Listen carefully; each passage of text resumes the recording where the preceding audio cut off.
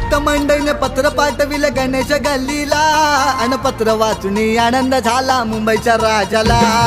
पत्र वाचुनी आनंद झाला मुंबईच्या राजाला. पत्र वाचुनी आनंद झाला मुंबईच्या राजाला.